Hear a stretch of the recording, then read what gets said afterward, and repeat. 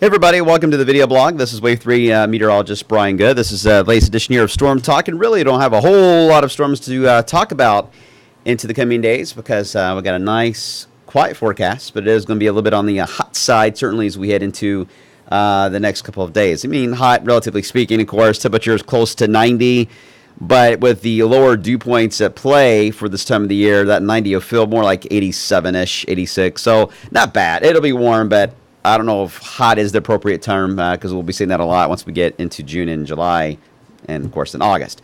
But let me break it down for you how things are looking the next couple of days, and then we'll get into the longer-term pattern here in a second. First off, it's the visible satellite.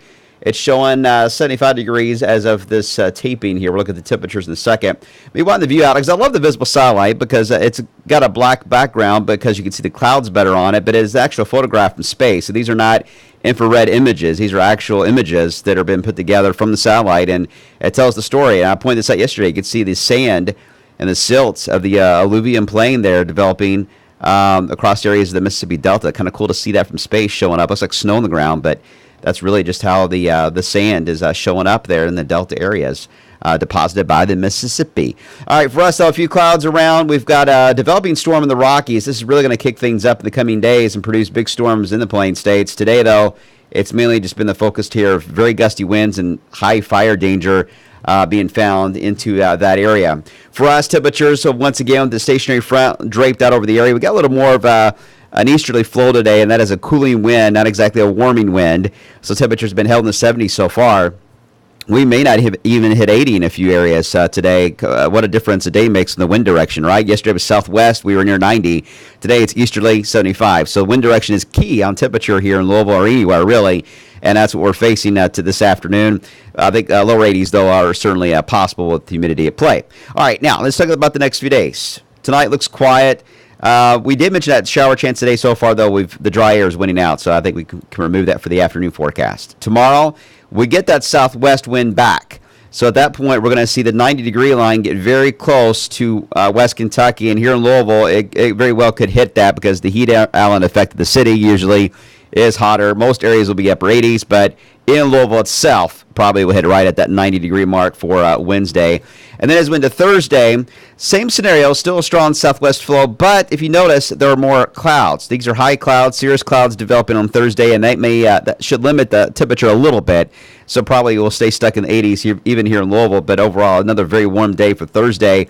Here come the showers and storms developing in the Plain States. Those head eastbound along the cold front that's going to move through here as we head into Friday. So Friday morning looks dry, but by Friday afternoon, Friday night, showers and storms will be in the increase. And this front is going to stall out over the area through the weekend, and there'll be several different waves that kind of ride along this front with showers and storms. We're not expecting severe weather, but obviously a few strong storms are possible. So we'll watch that carefully, but it's not going to be an outbreak scenario. All right, let's talk about long-term temps.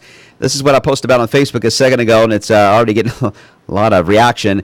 First off, in the next couple of days, again, these are just model runs here indicating generic temperatures in general, all right? Keep in mind these numbers are not exact what we're forecasting, but, 80s across the Ohio Valley, 70s as we head into Saturday because of the rain-cooled air, 70s for Mother's Day with a better chance to see a little bit of sunshine for Mother's Day. That should help things out a little bit. 70s on Tuesday, and then watch what happens as we head into Wednesday, Thursday, and Friday. Cool air moves in, and the models are indicating we may get stuck in the 50s in the Ohio Valley, the middle latter portion of next week. A little cool shot of air. The European model, this is the GFS. The European model is similar on the idea, except it's a little bit more delayed. It keeps the colder air locked up in here until about that following weekend, and GFS kind of just brings it on in pretty fast next Wednesday through Friday. But we'll watch it. The big question, obviously, when you get that cool, is there going to be a frost potential with that kind of a scenario? And I can't tell that just yet.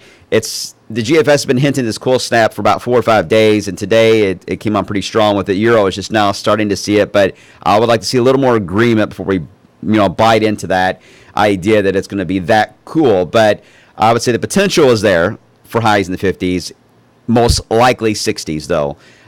Given the sun angle this time of the year. But we'll watch that cool trend, and if we got to take the numbers down, we'll let you know, and if we got to move them the other way, we'll let you know that. But between now and then, it's going to be nothing but a summer preview. So enjoy it outside, and be careful burning anything outside. The fire danger could be a little higher the next couple of days. All right, see you today, beginning at 5 o'clock.